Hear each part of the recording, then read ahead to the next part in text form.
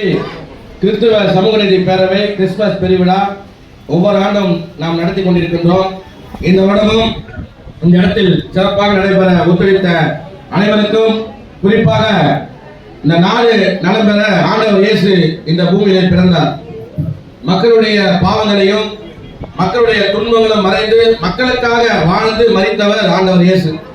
அவருடைய வழியில் இன்று போராடி இருக்கின்ற அவருடைய எளிய மக்களுக்கு அதிகாரத்தை வழங்க வேண்டும் என்று இந்த நாட்டில் போராடி வருகின்ற நம்முடைய எழுச்சி தமிழர் தலைமையில் இந்த கிறிஸ்துமஸ் பெருவிழா இங்கு நடைபெறுகின்றது. இந்த நாடு திராவிட மாடல் ஆட்சியாக செயல்பட்டுக் கொண்டிருந்த காரணம் முதலமைச்சர் மு.க. ஸ்டாலின் அவருடைய தலைமையில் கூட்டணி கட்சி தலைவர்கள் எல்லாம் கலந்து இந்த நிகழ்வு இங்கு நடைபெற இருக்கின்றது. இந்த நிகழ்வை அனைவரும் கரெக்டா, ஏன்னா எம்எல்ஏ அண்ணன் பழையர் பாபு அவர்கள் 12 மணிக்கு அவருடைய தொகுதியில கிறிஸ்துமஸ் நடைபெறுகிறது. அண்ணன் அவர்கள் 11 மணிக்கெல்லாம் போகணும்னு சொன்னாரு. எனவே வந்திருக்கின்ற பொறுப்பாளர்கள், கட்சியுடைய பொறுப்பாளர்கள் அனைவரும் பேச இயலாது என்பதை தெரிவித்துக் கொள்கின்றேன்.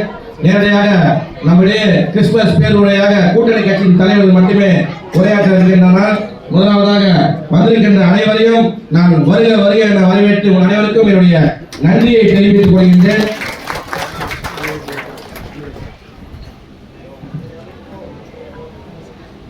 சிபிஎம் தொகுதி செயலாளர் அண்ணன் கிருஷ்ணன் அவர்கள் வாழ்த்துறை சுருக்கமாக வாழ்த்துறை வழங்குவார்கள். இருந்தாலும் அவன் யார் என்று நான் சொல்ல விரும்பவில்லை. ஆகவே எல்லோரும் யார் என்னை அந்த சந்தோஷம் இருக்கக்கூடாது. மிகவும் பின்தங்கிய ஒடுக்கப்பட்ட மக்களும் அந்த நன்னாளை கொண்டாட வேண்டும் என்ற நல்ல சிந்தனையோடு ஆண்டுதோறும் நலத்திட்ட உதவிகளோடு கிறிஸ்துமஸ் விழாவை நடத்தி வருகிற அன்பிற்கினிய நண்பர் சாமுவேல் எபனேசர் அவர்களே, வருகை தந்திருக்கக்கூடிய சட்டமன்றத்தினுடைய உறுப்பினர் அண்ணன் பனையூர் பாபு அவர்களே, மாநகரத்தை எங்களை வழிநடத்துகிற அன்பு சகோதரி வசந்தகுமாரி கமலக்கண்ணன் அவர்களே, அண்ணன் யாகுப் அவர்களே, அண்ணன் காமராஜ் அவர்களே, அண்ணன் டேவிட் அவர்களே, என்னோடு வந்திருக்கக்கூடிய மாவட்ட துணை செயலாளர் அண்ணன் ஜெயசீலன், அன்பிற்கினிய அண்ணன் துரை மணிவண்ணன் உள்ளிட்ட அனைத்து நிர்வாகிகளுக்கும் வணக்கம். நல்ல நாளில் உங்களை சந்திப்பது, வாழ்த்துக்களை பரிமாறுவதற்கான வாய்ப்பை ஏற்படுத்தி கொடுத்த விடுதலை சிறுத்தை கட்சிகளுக்கு எங்களுடைய மறுமலர்ச்சி திராவிட முன்னேற்ற கழகத்தின் சார்பில் மனமார்ந்த வாழ்த்துக்களை தெரிவித்துக் கொள்கிறோம். ஒவ்வொரு மதமும் ஒவ்வொரு கொள்கையை சார்ந்து இருக்கிறது. அது எல்லாம் எதை சார்ந்து இருக்கிறது என்று சொன்னால், அனைவரும் சமம் என்ற நிலையில் எல்லா மதமும் கற்பிக்கிற அனைத்து போதனைகளும் இருக்கிறது. நாங்கள் இந்து மதத்தில் பிறந்தாலும், பிறப்பால் நாங்கள் எல்லாம் ஒரு கடவுளை வணங்கினாலும் எங்களும் பிரிவினை இருக்கிறது, மேலோர் கீழோர் என்ற வித்தியாசங்கள் இருக்கிறது. ஆனால் இஸ்லாமிய மதத்திலேயோ, கிறிஸ்தவ மதத்திலேயோ, பௌத்த மதத்திலேயோ அது போன்ற பிரிவினைகள் எல்லாம் மனிதர்களாக பிரிக்கப்பட்ட அனைவரும் ஒருவரே என்பதை பறைசாற்றுகிற ஒரு உன்னதமான மத போதகர், தலைவர், கடவுள் என்று எப்படி வேண்டாமோ வைத்து கொடுக்கலாம். அப்படிப்பட்ட இயேசுநாதரை, அவர் பிறந்த நாளை வணங்குகிற இந்த நன்னாள் தான் கிறிஸ்துமஸ் திருவிழாவாக கொண்டாடப்படுகிறது. இப்ப எப்படி திருவள்ளுவர் ஆண்டு உருவாகி 2025 நாம் அடியெடுத்து வைக்கிறோமோ, உலக வரலாற்றை பிரித்து பார்க்கிற போது கிறிஸ்துவத்திற்கு முன், கிறிஸ்துவத்திற்கு பின் என்று சொல்லுகிற வகையில் ஒரு நாகரிகத்தின் அடையாளமாக இந்த இயேசு கிறிஸ்துவனுடைய பிறப்பு இருக்கிறது. பகைவர்கள் கூட அருள்கிற பகைவர்களையும் அன்பு காட்டுங்கள், உங்களை சபிப்பவரை கூட வாழ்த்துங்கள், உங்களை எதிர்ப்பவரை கூட நன்மை செய்யுங்கள் என்று ஒரு கண்ணத்தில் அறிந்தால் மறு கண்ணத்தை காட்டுங்கள் என்ற மிகப்பெரிய ஒரு சகிப்புத்தன்மையை இன்று இருக்கக்கூடிய தலைவர்கள் கற்றுக்கொள்ளக்கூடிய அற்புதமான வார்த்தைகளை, சகிப்புத்தன்மைகளை என்றோ 2000 ஆண்டுகளுக்கு முன்னால் பிறந்த கிறிஸ்தவர்கள் அற்புதமாக சொல்லியிருக்கிறார் என்று சொன்னால் அது இன்றும் பொருந்தும். நாம் எல்லாம் ஒரு தாய் வயிற்று பிள்ளைகளாக இருப்போம். வடக்கிலிருந்து எதிர்ப்புகள் வருகிறது என்று அண்ணன் சிபிஎம் பழனி அவர்கள், சிபிஎம் தோழர் அவர்கள் பேசினார்கள். வடக்கில் 8 திசையிலும் இருந்து எந்த பகை வந்தாலும் இது திராவிடமன், பெரியார் வாழ்ந்தவன், டாக்டர் கலைஞர் வாழ்ந்தவன், அறிஞர் அண்ணா இருக்கிறவன், போர்வால் ஐயா வைகோ இருக்கிறவன், இன்றைய தினம் முதல்வர் ஸ்டாலின் அவர்கள் தமிழகத்திற்கு மட்டுமல்ல, இந்தியாவிற்கு மட்டுமல்ல, உலகத்திற்கே வழிகாட்டுகிற ஒரு நல்லாட்சி நடத்துகிறார். விரைவில் தேர்தல் வருகிறது. இந்த கிறிஸ்துமஸில் எப்படி கொண்டாடுகிறோமோ அடுத்த கிறிஸ்துமஸிலும் நாம் ஒற்றுமையோடு இந்த திராவிட ஆட்சியை வெற்றி பெற செய்து நாம் எல்லாம் ஒரு தாய் வயிற்று மக்கள் என்று நிரூபிக்க வேண்டும் என்று அனைவருக்கும் கிறிஸ்துமஸ் வாழ்த்துக்களை சொல்லி விடைபெறுகிறேன். நன்றி, வணக்கம். ஸ்கூலில் தான் நான் ஃபுல்லாக படித்தேன். அங்கே ஒரு பக்கத்துலேயே பார்த்தீங்கன்னா ஒரு மலை இருக்கும். எத்தனை பேர் போயிருப்பீங்கன்னு தெரியல. பரங்கி மலை சென்ட் தாமஸ் வருஷத்துக்கு ஒரு டிசம்பர் மாதம் ஒரு திருவிழா நடக்கும், மலை திருவிழான்னு. அதை பார்த்தீங்கன்னா அதை சுற்றி இருக்கிற ஊரில் எல்லாருமே வந்து குடும்பத்தோட இங்கேருந்து கல்யாணம் ஆகி ஒரு ஊருக்கு போயிட்டாரோ அந்த திருவிழான்னு எல்லாரும் அங்கே வந்து எப்படி நம்ம ஊரில் ஒரு திருவிழா நடக்குது, ஒரு கோயில் திருவிழா நடக்குது, அதுங்க ஊர்லேருந்து எல்லாம் அந்த ஊருக்கு எப்படி வந்துடுவாங்கல்ல, வெளியூர் போனாங்க கல்யாணம் பண்ணி கொடுத்தவங்க வெளியூர் போனாலும் வந்துடுவாங்க. அதே மாதிரி அந்த மலை திருவிழா அன்றைக்கி பார்த்தீங்கன்னா அந்த சுற்றி இருக்கிற ஊரில் இருக்கலாம், வெளியூரில் இருந்தவங்க கூட எல்லாம் அன்றைக்கி வந்துடுவாங்க. இந்த மலை திருவிழா இப்போ தான் நடந்தது, அது கூட கொஞ்ச நாளைக்கு முன்னாடி. அது மாதிரி ஒரு அந்த அளவுக்கு பார்த்தீங்கன்னா ஒரு சக்தி வாய்ந்த அந்த மலை எனக்கு ரொம்ப அந்த அப்பப்போ நாங்கள் போகும்போது ஃப்ரீயாக இருந்தோன்னா மலை காரையில் மேலே போவோம். போயிருக்கீங்கன்னா தெரியல, காரையில் மேலே போவோம். நான் அப்பப்போ நமக்கு ஃப்ரீயாக இருக்கணும், நான் மலை ஏறிட்டு திரும்பி அப்படி காரில் இறங்கி போயிடுவேன். ஏன்னா அந்த அளவுக்கு சக்தியாக இதை வந்து நான் எங்கே நான் ரொம்ப நாள் சின்ன வயசுலேருந்து போயிருந்தேன். இதை பற்றி இந்த வரலாறு எங்கே படிச்சேன்னா பார்த்தோன்னா ரஷ்யாவில் ஒரு 3500 ஆண்டுக்கு முன்னாடி கட்டின ஒரு இதில் சர்ச்சில் வந்து தேவாலயத்தில் வந்து இருந்த நம்ம பழனி மலையை பற்றி அவங்க பெரிய வரலாறு அங்கே எழுதி வச்சிருந்தாங்க. உள்ளே அதை பார்க்கும்போது ஒரு ஆச்சரியமாக இருந்தது. அதனால் கிறிஸ்துவ இதுன்றது வந்து ஒரு பெரிய பழமையானது, எல்லாருக்கும் ஒரு உலகத்துக்கே ஒரு வழிகாட்டியாக இருந்த ஒரு மதம் அது. அதனால இயேசு கிறிஸ்து எப்படிலாம் நம்மளுக்கு அறிவுரை கொடுத்துருக்காரோ அவற்றைதான் நம்ம நடப்போம். அரசியலும் சரி, எனக்கு வந்து முதல்ல நான் 2001 கவுன்சிலர் ஆனேன். எனக்கு முதல்ல எலெக்ஷனில் ஜெயிச்ச பாத்திமா சர்ச்சில் தான் தேசிய கொடி ஏற்றத்துக்கு எனக்கு வந்து வாய்ப்பு கொடுத்தாங்க. இன்னும் அங்கேயே சொன்னேன், பாதுகாத்தா சார் முதல்ல என்ன கூப்பிட்டுருக்கீங்க, ஜோதிகுமார் தான் என்னை கூப்பிட்டு போனாங்க தேவாலயத்தில் கொடியேற்றத்துக்கு. தேசிய கொடி முதல்ல அங்கே தான் ஏற்றினேன். அதே போல் வியாபாரத்துலேயும் சரி, நான் 87 வியாபாரத்துக்கு வந்தேன். எனக்கு குரூப் அன்றைக்கி வந்து சிமெண்ட் மூட்டை 60 ரூபா, அன்றைக்கி 12,000 200 மூட்டை. அந்த ரூபாவோட என்னால் எண்ண முடியாது. பெந்தகோஸ்து சர்ச்சில் வந்து ஒரு லாரி எடுத்து எங்கிட்ட காசு கொடுத்துட்டு மூட்டை 200 மூட்டை கேட்குறாங்க. அப்போலாம் ஒரு மூட்டை 2 மூட்டை தான் விற்போம். சில்லறை முடிச்சுரோட கடை இருந்தது. அப்போ பார்த்தீங்கன்னா முதல்ல எனக்கு வியாபாரம் மூட்டை பக்கத்து கடையில் தான் போட்டு அந்த காசையும் என்ன சொன்னேன். அன்றைக்கி 12,000 200 மூட்டை சிமெண்ட் வேலை. அது எண்றதுக்கே ஒரு நாள் பக்கத்தில் கொடுத்தாங்க. அது மாதிரி ஒரு தொழிலில் இதுவாக இருந்தாலும் இப்போ தான் ஞாபகம் வந்தது. டேவிட் வந்தார். டேவிட்ல எனக்கு வந்து குடும்ப நண்பர். அவங்க பாட்டியை எங்கள் குடும்பத்தில் ஒருத்தர். அவங்க அப்பா வண்டி தான் நான் முதல்ல மோட்டர் சைக்கிளை கற்றுக்கினேன். அப்போ செட்டாக் பைக் வச்சுருப்பாரு அப்பா, எல்லாம் ஸ்கூட்ரு. அது இல்லாமல் வந்து சாவி கிடையாது. அவர் பார்த்தீங்கன்னா அந்த வண்டி விட்டுட்டு மத்தியானத்தில் வண்டி விட்டு கூட அவருக்கே அவங்க அப்பாக்கே தெரியாமல் நாங்கள் வண்டி எடுத்துன்னு போயிடுவோம். அந்த வண்டி எடுத்து போயிட்டு அந்த ஸ்கூட்டர் அவர் வீட்டில் தான் நாங்கள் கற்றுக்கணும். இப்போ அவர் பார்க்கும்போது பக்கத்தில் ஞாபகம் வருது. அதனால எங்களுக்கு வந்து ரொம்ப நெருக்கமான ஒரு உறவு இருக்கின்ற சமுதாயம் இது. இங்கே எப்பவுமே இதே போல மற்ற மகிழ்ச்சியும் நல்ல ஒரு இதே இந்த ஆண்டு எப்படி கொண்டாடுறோமோ அதே போல் அடுத்த ஆண்டு இதே போல கொண்டாடி அனைவரும் கிறிஸ்துமஸ் பெருவிழா வாழ்த்துக்களையும் வருகிற புத்தாண்டு வாழ்த்துக்களையும் பெறுவதற்கு நன்றி. வணக்கம். இறைமகன் இயேசு கிறிஸ்துவின் வல்லமையுள்ள நாமத்தினாலே வாழ்த்துக்களை தெரிவித்துக் கொள்கிறேன். அமர்ந்து பார்த்து கொண்டு இந்த கிறிஸ்துமஸ் விழாவிலே பங்களித்துக் கொண்டு இருக்கிற ஒவ்வொருவருக்கும் வாழ்த்துக்களை தெரிவித்துக் கொள்கிறேன். பக்கத்தில் பார்த்து சொல்லுங்க, நீங்க நல்லா இருப்பீங்கன்னு சொல்லுங்களேன். எதுவும் கஷ்டமானதை சொல்லலையே, பக்கத்தில் பார்த்து சொல்ல சொன்னேன். நீங்க நல்லா இருப்பீங்க, ரொம்ப அழகா சொல்லிட்டீங்க. எல்லாருக்கும் வணக்கங்க. வணக்கம் சொன்னா எங்க ஊர்ல எல்லாம் மரியாதையா திரும்பி சொல்லுவாங்கன்ட்டு நான் போற இடத்துல எல்லாம் மரியாதையா சொல்லிட்டு இருக்கிறேன். இப்போ முதல் சொன்ன வணக்கத்தை அழிச்சிடுறேன். முதல்ல இருந்தே சொல்றேன், நீங்க சொல்வீங்கன்ற நம்பிக்கையில சொல்றேன். எல்லாருக்கும் வணக்கங்க. என்ன மரியாதை நம்ம ஜனத்துக்கு. இது தமிழர் பண்பாடு. தமிழனாய் இருப்பதிலே நான் பெருமை கொள்கிறேன். இந்த நாளிலும் தமிழ் கிறிஸ்தவனாய் இருப்பதிலே மகிழ்ச்சி கொள்கிறேன். கிறிஸ்துமஸ் ஒரு அழகிய ஒரு கொண்டாட்டம். உலகம் முழுவதும் எல்லா சமுதாயமும் ஏற்றுக்கொண்டு கொண்டாடி வருகிறார்கள். ஒரு ஜவுளி கடை ஓனர் சொன்னாரு, எனக்கு கிறிஸ்துமஸ்னா ரொம்ப பிடிக்கும் சார். அப்போ அவர்கிட்ட நாங்க கேட்டோம், ஏன் சார்? அப்போ அவர் சொன்ன பதில் எனக்கு ஆச்சரியமா இருந்துச்சு. எல்லா பண்டிகைக்கும் அவங்க வீட்டுக்கு பொருள் வாங்கிக்குவாங்க, அவங்க வீட்டுக்கு ட்ரெஸ் வாங்கிக்குவாங்க, அப்படியே முடிஞ்சிடும். ஆனா கிறிஸ்துமஸ் பண்டிகை மாத்திரம் எல்லாரும் வந்து அவங்களுக்கு மட்டும் இல்லை, இன்னும் நிறைய பேருக்கு சேர்த்து வாங்கிட்டு போறாங்க. அப்போ இது ஒரு பகிர்வின் நிகழ்வாக அவர் பார்க்கிறதாக சொன்னார். ரொம்ப சந்தோஷமா இருந்துச்சு. சரி, கிறிஸ்துமஸை எல்லாரும் கொண்டாடுறாங்க, கிறிஸ்துவின் பிறப்பை எல்லாரும் கொண்டாடுகிறார்கள். கிறிஸ்து ஏன் கொண்டாடப்பட வேண்டும் என்பதற்கு ஒரு 3 காரணங்களை உங்களுக்கு நான் சொல்ல போறேன். 3 காரணங்கள் ஏன் கிறிஸ்துவை எல்லாரும் கொண்டாடணும். ஒரு கதையோடு கூட ஆரம்பிக்க விரும்புகிறேன்.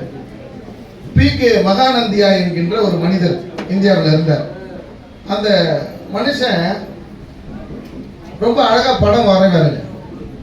அவருக்கு ஒரு பெண்ணை பார்த்த உடனே காதல், கண்டதும் காதல்.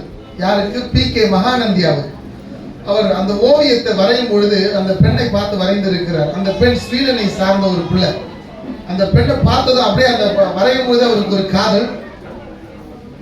அந்த பெண் படிப்பு முடிச்சுட்டு அவங்க ஸ்வீடன் நாட்டுக்கு சென்று விட்டார்கள். ஆனால் இவருடைய மனசெல்லாம் அந்த பெண்ணை நோக்கியே இருக்கிறது. போய் ஸ்வீடனுக்கு போய் பார்க்கணும்னு ஆசை, வசதி இல்லை. இருக்கிற எல்லாவற்றையும் விட்டு ஒரு சைக்கிளை வாங்கி டெல்லியில இருந்து ஸ்வீடன் வரைக்கும் பல தேசங்களை தாண்டி அவர் பயணித்தார். ஒரே ஒரு காரணம், அந்த மகளை சந்திக்கணும். அவர் அந்த சைக்கிளை வாங்கி அவரும் பல தேசங்களை தாண்டி அந்த காதலின் நிமித்தமாக, அன்பின் நிமித்தமாக அவர் சென்றார். அந்த மகளை மனம் பிடித்தார். ரொம்ப சந்தோஷமா இன்றைக்கும் அவங்க வாழ்ந்து கொண்டிருக்கிறாங்க. அவங்களுடைய இந்த காதல் காவியம் இன்னைக்கும் பேசப்படுகிறது. ஏன்னா ஒரு காதலுக்காக இவ்வளவு தூரம், அந்த அன்புக்காக இவ்வளவு தூரம் போனார்ன்ட்டு பேசப்படுகிறது. அதே அன்பை கொடுக்கும்படியாக தான் இயேசு கிறிஸ்து இந்த உலகத்திற்கு இறைமகன் மனுமகனாய் அவதரித்தார். இறைமகன் மனுமகனாய் அவதரித்தார். காரணம் ஒண்ணு நான் சொல்றேன், அன்பு வைத்து. இந்த வேதத்தை ஒரு வார்த்தையில சொல்லணும்னா அன்புதான். கிறிஸ்தவத்தை ஒரு வார்த்தையில சொல்லணும்னா அன்புதான். கிறிஸ்துவ ஒரு வார்த்தையில சொல்லணும்னு பாத்தீங்கன்னா அன்புதான். இந்த அன்பின் நிமித்தமாக தான் அவர் இந்த உலகத்திற்கு அவதாரம் வந்தார். அதாவது இப்படி சொல்லுவாங்க, son of God became son of man for the son of man to become son of God. மனுஷன்ல 3 வகைங்க. மிருக குணம் இருக்கும். அவன் யாரை குறிச்சும் கவலைப்பட மாட்டான். இந்த குணம் எல்லாருக்குள்ளேயும் இருக்கும், எனக்குள்ளேயும் இருக்கும், உங்களுக்குள்ளேயும் இருக்கும். 2வது மனித குணம். அவன் தன்னை மாத்திரமே யோசிப்பான், தன் குடும்பத்தை மாத்திரமே யோசிப்பான். இன்னொன்னு தெய்வ குணம், பிறருக்கானவைகளை யோசிப்பான். நான் வாழும் காலத்திலே வாழ்கிற மனிதர்களுக்கு எதையாவது செய்யணும்ட்டு செய்கிறவர்கள். அப்படி இருக்கிறவர்கள் தான் நம் தேசத்தில் இருக்கிற அன்பு தலைவர்கள். எதையாவது நம்ம சமுதாயத்துக்கு செய்யணும். அந்த இறை குணத்தை கொடுக்க வந்தவர் தான் இயேசு கிறிஸ்து.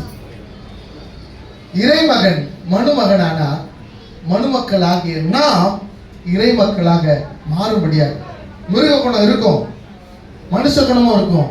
ஆனா நம்ம எப்போ பக்கத்துல இருக்கிறவனுக்கான நன்மையை யோசிக்கிறோமோ அப்போ இந்த இறை குணம் உங்களுக்குள்ள வரும். இதாங்க இந்த குணத்தை கொடுக்க வந்தவர் தான் இயேசு. இதான் முதல் காரணம் அவரை கொண்டாடணும்னு சொல்றது. கிறிஸ்து பிறந்தார் என்பதற்கு இந்த உலகம் சாட்சி. 2025 வருஷம் நம்ம சொல்றோம். அப்ப என்ன 2025 வருஷம்? கிறிஸ்து பிறந்து 2025 வருடம் நிறைவேறினது என்பதை உலகம் ஏற்றுக்கொண்டது. சரித்திரம் அதுக்கு சான்றாக இருக்கிறது. அவர் நம்மை இறைமகனாக்க பிறந்தார். 2வது காரணம் சொல்ல, இயேசு கிறிஸ்து ஒரு புரட்சியாளர். நாம் வாழ்கிற பூமியில அநேக புரட்சியாளர்களை நாம் அறிவோம். அண்ணல் அம்பேத்கருடைய அடிச்சுவடுகளை பின்பற்றி அண்ணன் திருமானனுடைய விடுதலை சிறுத்தை கட்சிகள் ரொம்ப அழகா எளிய மக்களுக்காக போராடி கொண்டிருக்கிறார்கள். என்னுடைய பார்வையில நம்ம பூமியில வாழ்ந்தவர்கள் எத்தனையோ புரட்சியாளர்கள் இருக்கிறார்கள். சீர்திருத்தம்னு சொல்லுவாங்க, கொஞ்சம் அங்கங்க மாத்தி அதை ரெஃபர்மேஷன் சொல்லுவாங்க. But Jesus was a great revolutionist. இயேசு இந்த உலகத்துக்கு பிறந்த ஒரு புரட்சியை ஏற்படுத்த. என்ன புரட்சியை ஏற்படுத்தினார்? இயேசு பிறந்த காலத்திலே பெண்களுக்கு சம உரிமை கிடையாது. ஆணாதிக்க சமுதாயம். இன்னைக்கு அப்படிதான் இருக்குது, ஆணாதிக்க சமுதாயம். ஒரு ஆணும் பெண்ணும் தவறு செய்கிறார்கள், விபச்சாரம் நடக்கிறது. அங்கே ஆண் விடப்படுகிறான், பெண்ணை மட்டும் இயேசுவண்டை கொண்டு வந்து நிறுத்துகிறார். என்னங்க இது நியாயம்? கையும் களவுமாக பிடிக்கப்பட்டவள் அப்படின்னு சொல்லப்படுறாங்க. கையும் களவுமா பிடிக்கப்பட்டாங்கன்னா 2 பேரும் தானே பிடிபடணும். ஆனா அந்த ஆணாதிக்க சமுதாயம் பாருங்க, பெண்ணை மட்டும் வந்து நிறுத்துறாங்க. இயேசு ஆண் என்றும் இல்லை, பெண் என்றும் இல்லை, யூதன் என்றும் இல்லை, கிரேக்கனம் என்றும் இல்லை அப்படின்னு சொல்லி சமநிலைய சமுதாயத்துல உருவாக்கணும்னு நினைச்சவர் தான் இயேசு. ஆக என் பார்வையில் இயேசு கொண்டாடப்பட வேண்டியவர். இயேசு நமக்காக புரட்சி செய்தவர். இன்றைக்கு இருக்கிற எல்லா புரட்சியாளர்களுடைய அடிச்சுவடுகளை, அவருடைய சித்தாந்தங்களை நாம் கூர்ந்து கவனிச்சு பார்த்தீங்கன்னா கிறிஸ்துவின் வாழ்வின் அடிப்படையில் நிச்சயமாக இருக்கும். லைஃப் லெசன் ஜீசஸ் கிட்ட இருந்து இருந்திருக்கும். நான் அவரை ஒரு புரட்சியாளராக பார்க்கிறேன். நான் வாழும் காலத்தில் வாழ்கிற மக்களுக்கு சமநிலையை கொடுக்கணுன்ற எண்ணம் இயேசுவின் மூலமாக எனக்கு கிடைத்தது. ஆக இயேசு ஒரு புரட்சியாளர். மூணாவது ஒரு காரணத்தை நான் சொல்லுவேன். இயேசு வாழ்ந்த காலத்துல மாத்திரம் இல்லை, இன்னைக்கும் கடவுளை வியாபாரமயமாக்கி விட்டார்கள். கிறிஸ்தவம் என் பார்வையில் ஒரு மதம் அல்ல, மதத்தை மனிதன் உருவாக்கினான். 4வது வருடமாக நாங்கள் இதில் கலந்து கொள்வதில் பெரும் மகிழ்ச்சி அடைகின்றோம். மிகவும் சந்தோஷமாக இருக்கிறது. அனைத்து தோழமை கட்சிகளையும் ஒருங்கிணைத்து ஒன்றாக வைத்து இந்த நிகழ்ச்சியை தொடர்ந்து 4 ஆண்டுகளாக அவர் தொடர்ந்து இந்த நிகழ்ச்சியை நடத்தி கொண்டு சிறப்பித்துக் கொண்டிருக்கின்றார். என்னுடைய வாழ்த்துக்களும் பாராட்டுகளும். பேசியவர்கள் அனைவருமே கிறிஸ்துவின் பிறப்பையும் கிறிஸ்துவனுடைய வெளிப்பாடையுமே தொடர்ந்து சொன்னாங்க. நம்மளுடைய எழுச்சி தமிழர் திரும்ப அவர்கள் சொன்னது வந்து கிறிஸ்துவ மீட்க வந்த தத்துவம் அப்படின்னு சொல்லி அவர் எப்போதும் சொல்லக்கூடிய வாக்கியம். அதனுடைய அர்த்தம் என்னன்னா, இந்த உலகத்திலே சிறந்த மறைநூல் எதுனா பைபிள் தான். அதுல இருக்கக்கூடிய வாழ்க்கை வழிகாட்டுதல்கள் பின்பற்றினாலே நமக்கு எல்லாமே தெரிஞ்சிடும். அந்த அளவுக்கு சிறந்த மறைநூல் எது அப்படின்னா பைபிள் தான். வேதத்துல தேவன் அவர்கள் குறிப்பிடக்கூடிய 3 வார்த்தைகளை இந்த இடத்துல சொல்லணும்னு நினைக்கிறேன். ஃபர்ஸ்ட் வந்து தேவன் என்னை மீட்க வந்தார், என்னுடைய மீட்பர் தேவன் அப்படின்னு ஒரு வார்த்தை இருக்கும். 2வது தேவன் தான் என்னுடைய ரட்சகர் இருக்கும். 3வது கர்த்தர் தான் என் மேய்ப்பர் இருக்கும். இது 3க்கும் எங்களுடைய திராவிட மாடலை ஆட்சி செய்து இந்த நாள் வரையில எங்களை சீரோடும் சிறப்படும் இந்த தமிழக மக்களை தலைவரோடு செய்து கொண்டிருக்கின்ற எங்களுடைய தலைவருக்கும் ஒரு ஒற்றுமை இருக்கிறது. என்ன அப்படின்னா, கர்த்தர் என் மீட்பர் அப்படின்னு சொல்றது மாதிரி 10 வருஷமா அடிமையாக்கி வச்சு இந்த அதிமுக ஆட்சி காலத்துல எந்த ஒரு மக்களையும் தமிழகத்தை தலைநிமுறை வைக்க முடியாம, எந்த ஒரு இடத்துலயுமே யாராலையும் சுயமரியாதையோடு இருக்க முடியாம நம்மளை அடிமைப்படுத்தி வச்சிருந்த ஆட்சியில இருந்து 2021ஆம் ஆண்டு நம்ம எல்லாம் மீட்க வந்த திராவிட பேரரசர் தான் எங்களுடைய தலைவர் மாண்புமிகு முதல்வர் அவர்கள். அவர் எங்களை மீட்டது மட்டும் இல்ல, தொடர்ந்து 2021 தலைவராக முதல்வராக அரியணையில் ஏறி நம்ம எல்லாம் ரசித்து இந்த நாள் வரைக்கும் சீரோடும் சிறப்படும் திராவிட மாடல் ஆட்சியை மக்களுக்கு தேவையான சிறப்பான திட்டங்களை எடுத்து கொடுத்து மக்களுக்கு தேவையான அனைத்து வழிகாட்டலும் சமூகத்துல சுயமரியாதையோடும் சமத்துவத்தோடும் மக்கள் எவ்வாறெல்லாம் வாழ வேண்டும் அப்படிங்கிறதுக்காக நமக்கு தேவையான திட்டங்களே கொடுத்து நம்ம இந்த நாள் வரையில ரசித்து காத்து கொண்டிருக்கின்றார். இது மட்டும் இல்ல, வருகின்ற 2026 கூட தொடர்ந்து அவரே நம் மீட்பராக இருந்து தொடர்ந்து நமக்கு அடுத்தடுத்து இந்த சமுதாயம் தமிழக மக்கள் எவ்வாறெல்லாம் முன்னேற வேண்டும் என்கின்ற ஒரு மிகப்பெரிய ஆட்சியை நமக்கு தொடர்ந்து கொடுக்க இருக்கின்றார். அதற்கு நீங்கள் எல்லாரும் உங்களுடைய ஒத்துழைப்பையும் உறுதுணையும் எப்போதும் மிஞ்சி போல என்றும் எங்களுக்கு கொடுத்து இருப்பீர்கள். இந்த நிகழ்ச்சியிலே கலந்து கொண்டிருக்கிற உங்கள் அனைவருக்கும் என்னுடைய மனமார்ந்த வாழ்த்துக்கள். வருகின்ற கிறிஸ்துமஸ் மட்டுமல்லாது புத்தாண்டும் நம்மளுக்கு இனிய நாளாக அமையும். வருகின்ற நாள்ல நம்மளுடைய வாழ்க்கையில் ஒதுக்கின்ற சூரியன் மிகவும் பிரகாசமாக இருக்கும். அதற்கு உங்கள் எல்லாருக்கும் என்னுடைய வாழ்த்துக்களை தெரிவித்து விடைபெறுகிறேன். நன்றி. விடுதலை சிறுத்தைகள் கட்சி நடத்துகின்ற கிறிஸ்துமஸ் விழாவுக்கு வருகை தந்திருக்கின்ற இந்த நிகழ்ச்சியை நடத்தி வருகின்றார். விடுதலை சிறுத்தை கட்சி தலித்துக்கான கட்சி அல்ல, தலித்து மக்களுக்கான கட்சி அல்ல, அது அனைத்து சமூகத்துக்கான ஒரு கட்சி என்று இஸ்லாமிய மக்களுக்காகவும் கிறிஸ்துவ மக்களுக்காகவும் ஏன் பிற்படுத்தப்பட்ட மக்களுக்காகவும் சேர்த்து குரல் கொடுக்க ஒரு தலைவராக எழுச்சி தமிழராக இன்னைக்கு தமிழகத்திலே நடமாடி கொண்டிருக்கின்றார். அப்படிப்பட்ட தலைவர் தமிழ்நாடு முழுவதும் கிறிஸ்துமஸ் விழா நடத்துங்கள், அடுத்த மாதம் இஃப்தார் நோன்பு திறக்கும் நிகழ்ச்சி நடத்துங்கள் என்று சொல்வார்.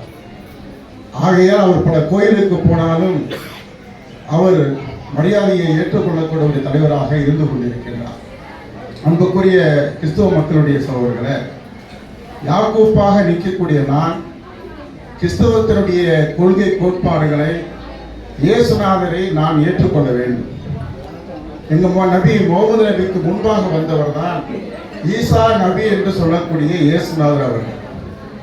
அந்த இயேசுநாதருடைய கொள்கை கோட்பாடுகளை காலையில் நான் படித்துக்கிட்டு இருக்கும்போது, மறுபடியும் படித்துக் கொண்டிருக்கும் போது ஒரு ஃபாதர் வந்தார், ஜோசப் என்ற கூட சொல்லக்கூடிய ஒரு ஃபாதர் வந்தார்.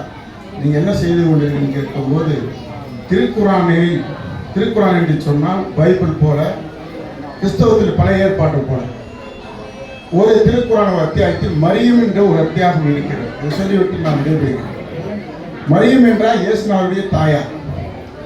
மரியமை எந்த ஆணும் எந்த பெண்ணும் தீண்டாத வகையில் அவர் இயேசுநாதரை பெற்றெடுக்கிறார். இப்போ உலகம் என்ன சொல்லுவோம், பக்கத்து வீட்டுக்காரன் என்ன சொல்லுவான், என்னடா அது யாருமே உன்னை தீண்டலை, நீ ஒரு குழந்தையை பெற்றிருக்கிறேன்னு கேலி கிண்டல் பண்ணுவாங்க இல்லையா? அப்பவும் கேலி கிண்டல் பண்றாங்க.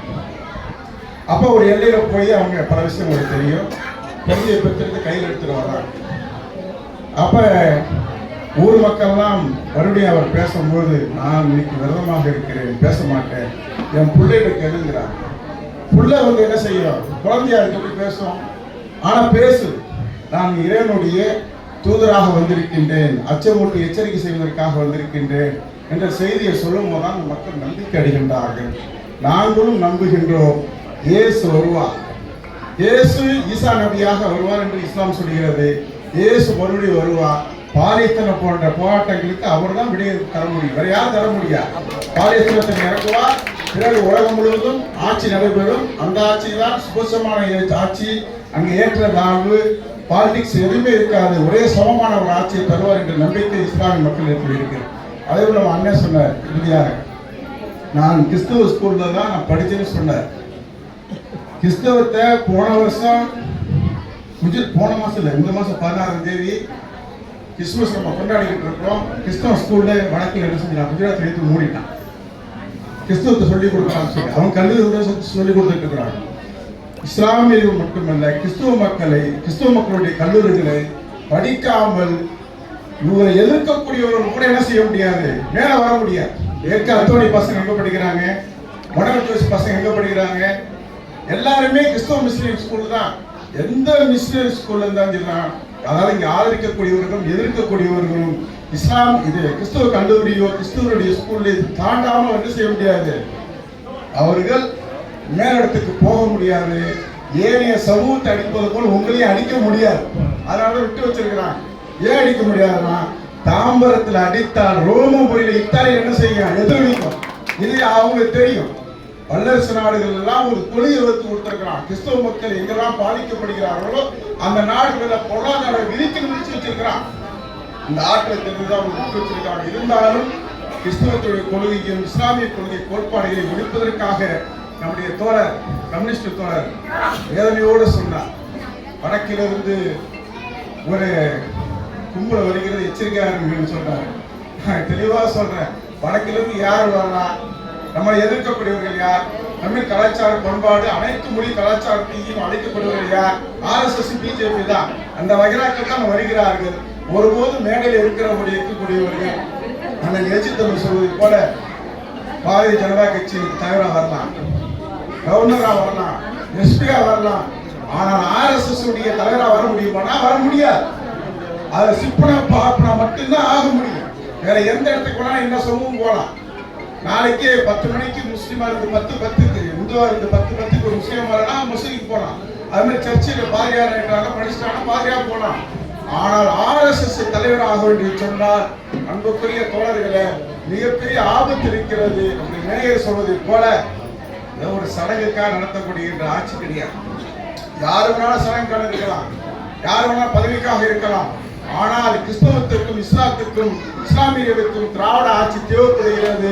2026 மட்டுமல்ல, தொடர்ச்சியாக திராவிட பூமியில் தந்தை பெரியாருடைய போதனையை பின்பற்றக்கூடியது ஆட்சியாளர் என்று கூறி விடப்படுகிறது. அதாவது எனக்கு முன்னாடி பேசிய அனைவரும் கிறிஸ்தவர்களை பற்றி மிக தெளிவாக பேசினாங்க. கிறிஸ்து பிறந்து அவர் 33 ஆண்டுகள் இந்த மண்ணில் உயிரோடு வாழ்ந்தார். 33வது வயதில் அவர் மிக கொடுமையாக கொல்லப்பட்டார். 29 வயது வரைக்கும் அவர் தன்னுடைய குடும்ப கட்டுப்பாட்டில் குடும்பத்தோடு வாழ்ந்தார். அவர் பொது வாழ்க்கை வந்ததே வெறும் 3 ஆண்டுகள் தான். இந்த 3 ஆண்டுகளில் மனித குலத்தன்மைக்கு வந்த ரட்சகர். கிறிஸ்து என்றால் அன்பு. மொத்த பைபிளும் ஒரே ஒரு வசனத்தை முடிச்சிருக்கோம். தன்னைத்தானே நேசிப்பது போல பிறரையும் நேசிக்கிறார். யாருக்கு நம்ம விலை கொடுத்தாலும் அது கருத்திற்கென்றே கொடுக்கணும், முழு மனசா கொடுக்கணும். அன்புதான் என்ற ஒரே ஒரு மொத்த பதில் அணுகிட்டார். அவர் அந்த 3 ஆண்டுகளில் அவரோடு பணியாற்றிய 12 சீடர்கள், அந்த 12 சீடர்கள் ஒருவர் கிறிஸ்துவை காட்டிக் கொடுத்தான், அவன் 4 முறை செத்தான். ஆனால் மீதி 11 சீடர்களும் உலகம் முழுவதும் சென்று கிறிஸ்தவத்தை பரப்பினார்கள்.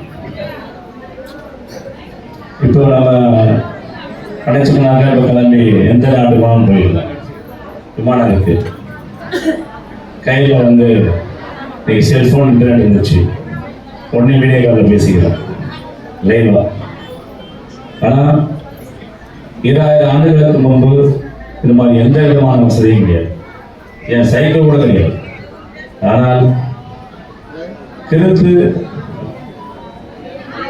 அவர் தேர்ந்தெடுத்த அந்த 11 சீடர்கள் எவ்வளவு பெரிய அர்ப்பணிப்போடு இந்த உலகம் முழுவதும் சென்று கிறிஸ்துவத்தை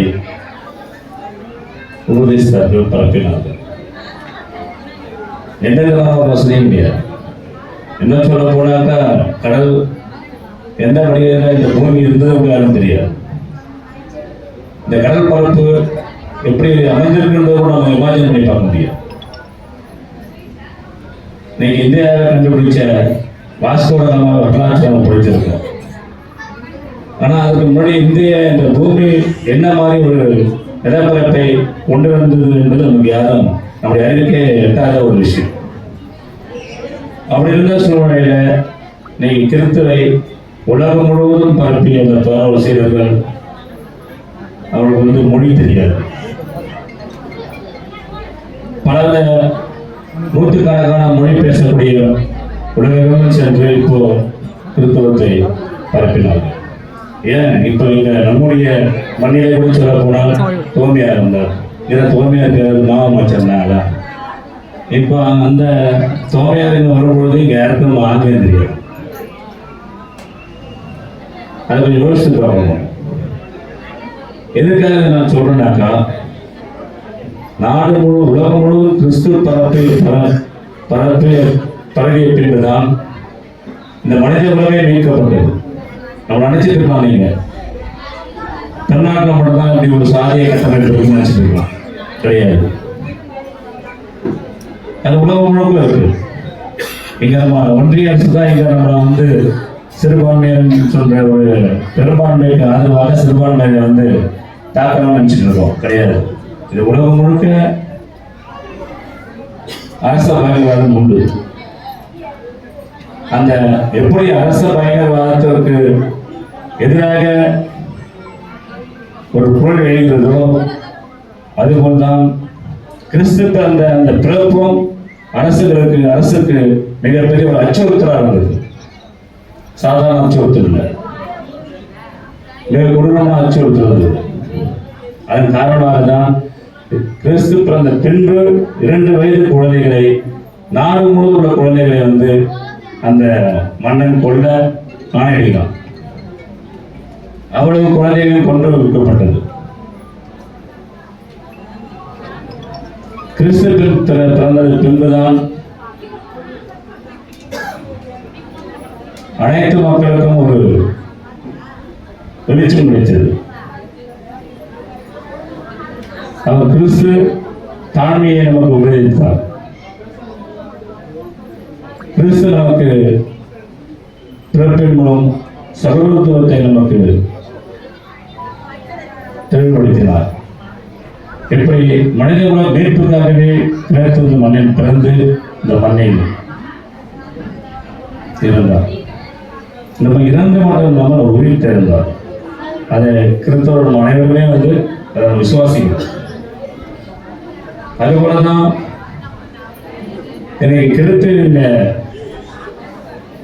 வராமல் இருந்தால், இந்தியாவுக்கு வராமல் இருந்தால், தமிழ் மண்ணுக்கு வராமல் இருந்தால் நான் சொல்ற பெயரை சொல்லியிருப்பார். இந்த நாடு ஒரு சுடுகாடாக இருந்திருக்குன்னு சொல்லியிருக்கார். இந்த நாடு ஒரு சுடுகாடாக இருந்திருக்குன்னு சொல்றார். அதன் மேலே அதற்கு சொன்னார், நான் கிறிஸ்தவ பள்ளியில் படித்தேன்னு சொல்லி, நானும் கிறிஸ்தவ பள்ளியில் படித்தேன் தான். இந்த மாமல்லபுரம் பக்கத்தில் கூத்துவாக்கம் என்ற ஒரு கிராமத்தில் நான் படித்தேன். அது கிறிஸ்தவ பள்ளி. இன்னைக்கு நாடு முழுவதும் கல்வி அறிவு பெற்றிருக்கோம் என்று சொன்னால் அது கிறிஸ்தவத்துவங்கள் மட்டும்தான் நமக்கு கிடைச்சது. இன்னைக்கு இந்துத்துவாவை விட்டிருக்கக்கூடிய சனாதன சக்திகள் கிடைச்சதான். ஒருவருக்கு நம்ம சிந்திக்கணும்.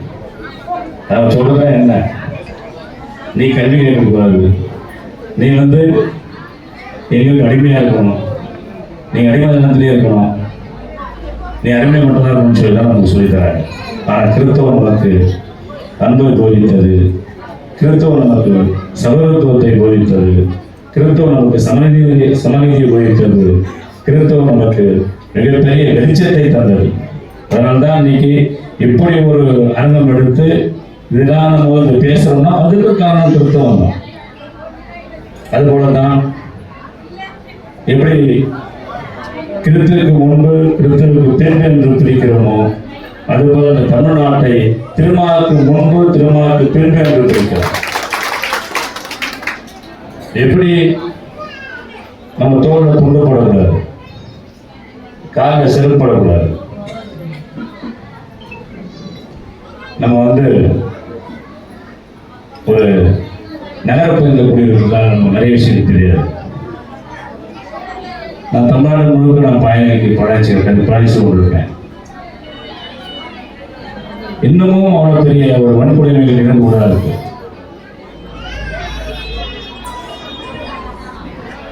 இப்ப கூட பார்த்தீங்கன்னாக்கா தென் மாவட்டங்களில் தொடர்ந்து வன்கொடுமை நடந்திருந்தாங்க. ஆனால் திருமாவுக்கு பின்பு அந்த வன்கொடுமைகள் எல்லாம் குறைஞ்சிருக்கு. நீங்க பார்த்தீங்கன்னாக்கா அங்க ஏதாவது ஒரு பிரச்சனைனாக்கா திரும்ப நேரில் வருவாங்க, விடுதலை சிறுத்தைக்கான நேரில் வரும், வந்தா நம்மளை அவங்க வலிப்பாங்கன்ற ஒரு பயம் அந்த சாதிய மனப்போக்கில் இருக்கக்கூடிய சாதியவாதிகளுக்கு அது ஏற்பட்டுள்ளது. தொடர்பில் எப்படி மனித குலத்தை மீட்டு வந்த ரட்சகர் இயேசு கிறிஸ்து சொன்னால் இந்த சாதிய வன்கொடுமையை மீட்டவர் என்னுடைய எழுச்சித்தவர் என்று சொல்வதற்கு கிடையாது. நீங்க பார்த்தீங்கன்னாக்கா இன்னைக்கு சாமி கும்பிடுறது கூட நீங்க கடை இருக்கு. விழுப்புரத்துல துரோஜனம் ஒரு கோயில் இருக்கு. அந்த கோயில தனித்து நுழைய முடியல. அதாவது அந்த கோயிலை பூட்டி சீல் வச்சிருக்கு அரசு. அந்த கோயில் இந்து அறநிலையத்துறைக்கு சொந்தமான கோயில். பாருங்க, விடமாட்டோம். ஆனால் கிறிஸ்தவங்களை தடுக்கிறது, இஸ்லாத்தியங்களை அணைக்கிறது. அதனால் நாங்கள் இஸ்லாத்திற்கும் கிறிஸ்தவத்திற்கும் நாங்கள் நண்பர்களாக இருக்கிறோம். எப்பொழுதுமே இந்த சிறுபான்மை மக்களுக்கு என்னுடைய தலைவர் எழுச்சி தமிழர்களும் விடுதலை சிறுத்தைகளும் பக்க துணையாக நாங்கள் இருப்போம். ஆனால் அண்ணன் சொன்னார், வடக்கிலிருந்து வராங்க, வடக்கிலிருந்து வராங்க. வடக்கிலிருந்து வந்துலாம் ஒன்றும் பண்ண முடியாதுங்க. இது பெரியார் மண், இது அம்பேத்கரை உருவாக்கிய மண், இது திராவிடம் ஆளுகிற மண், இது எழுச்சித்தமிழ் ஆளுகை செய்கிற மண். அதனால கண்டிப்பா வடக்கிலிருந்து பேசிக்கொண்டுதான் போகலாம். இந்த மண் உங்களுக்கு தெரியாதவங்க இல்லை. பல எமர்ஜென்சியை பார்த்த மண். எமர்ஜென்சி வழியாக உங்களுக்கு கண்ட்ரோல் பண்ணணும். அதெல்லாம் ஒன்றும் நடக்காது. இப்போ பார்த்தீங்கன்னா கூட அந்த செப்டம்பர் மாதம் இந்த துக்ளருடைய ஆசிரியர் தெரியும் உங்களுக்குலாம், குருமூர்த்தி என்பவர் பேசியிருக்கார். இந்தியன் எக்ஸ்பிரஸுடைய ஒரு பேப்பருடைய ஒரு நிகழ்ச்சியில் பேசுகிறார். 1967 முன்பு பார்ப்பனுடைய காலில் சூத்திரன் ஊந்தாங்க. அவர் பேசின பேச்சை சொல்லுவாங்க. பார்ப்பனுடைய காலில் இருந்தாங்க. என்னைக்கு 1977 திராவிட முன்னேற்ற கழகம் அந்த தமிழ் மாநில ஆட்சி வந்ததோ பார்ப்பனு மரியாதை போயிடுச்சு. பார்ப்பனெல்லாம் மரியாதை இல்லாமல் இருக்கும். வைகமாக மரியாதை தான் இருப்போம். மறுபடியும் நம்ம அந்த மரியாதையை தரணும்னாக்கா இங்கே சந்த்பரிகளை வந்து இங்கே கால் வச்சுடணும்னு சொல்லி பேசுகிறேன். எவ்வளோன்னா அர்த்தம் பார்ப்பனருக்கு மரியாதை வச்சு அப்போ சூத்திர இருக்கக்கூடிய திராவிடருக்கு வந்து மரியாதை போலீஸ்ன்னு சொல்லுவோம். ஏன்னு கேட்டால் நம்முடைய சகோதரி சொன்னது போல நம்முடைய மண் திராவிட மண், நம்முடைய மனமும் தமிழ்நாடு முதலமைச்சர் அண்ணன் தளபதியார் அவர்கள் திராவிட மாநில ஆட்சி செய்து கொண்டிருக்கிற மண், இதுதான் அவங்களுக்கு பிடிக்கல. அதனால வரும் காலங்களில் அவங்க எப்படியாவது மறுபடியும் மனுஸ்மிருதியை கொண்டாந்து இந்த மக்களை வந்து கல்வி இல்லாம வேலை வாய்ப்பு இல்லாம ஆக்கணும்னு சொல்லி ஒரு மிகப்பெரிய ஒரு திட்டத்தை தீட்டிக் கொண்டிருக்கிறார்கள். அவர்களுக்கு எதிரியாக இருப்பது நம்முடைய தலைவர்கள் சொல்வார்கள், கம்யூனிஸ்டருக்கு எதிரி கிடையாது, திராவிட எதிரி கிடையாது, விசிகா எதிரி கிடையாது. நம்முடைய புரட்சியாளர் அம்பேத்கர் எழுதிய அரசியலமைப்பு சட்டம் தான் அவருக்கு மிகப்பெரிய ஒரு அச்சுறுத்தலாக இருக்குது. ஏன்னு சொன்னால் அந்த அரசியலமைப்பு சட்டம் தான் மனச்சார்பை கடைபிடிக்கணும்னு சொல்லுது. சட்டம் இருக்கு, அவர் நம்ம சட்டத்தை நிறுவனம் பண்ண முடியாது. சகோதரத்துவமா இருக்குன்னு சொல்லுது, அவன் ஜனநாயகமா இருக்கணும்னு சொல்லுது. இது எதுவும் அவங்களுக்கு பிடிக்கல. ஆனால் கண்டிப்பாக இந்த நல்ல ஒரு திருநாளில் நம்ம அனைவரும் வந்து ஒரு உரிமையை எடுக்கணும். கண்டிப்பாக வருகிற 2026 தேர்தலில் அதாவது புறவாசல் வழியாக எந்த வாசல் வழியாக வரணும் வந்து பிடிச்சிட்டு இருக்காங்க. கண்டிப்பாக வந்து நம்முடைய தமிழ்நாட்டு மக்கள் ஒருபோதும் அதுக்கு அனுமதிக்க மாட்டாங்க. 2026 கண்டிப்பாக நம்முடைய மதச்சார்பின்மை கடைபிடிக்க வேண்டும் என்று சொன்னால் மதச்சார்பற்ற முற்போக்கு கூட்டணி திமுக தலைமையில் வெற்றி பெறும் என்று சொல்லி மறுபடியும் 2026 முதலமைச்சர் தலைமையார் அவர்கள் தலைமையில் இந்த அரசு அமையும் என்று சொல்லி இந்த நிகழ்ச்சிக்கு வந்திருக்கும் அனைவரையும் மறுபடியும் ஒரு முறை இனிய கருத்து கொடுத்து வாழ்த்துக்களை தெரிவித்து நன்றி பாராட்டுகிறேன். நன்றி, வணக்கம்.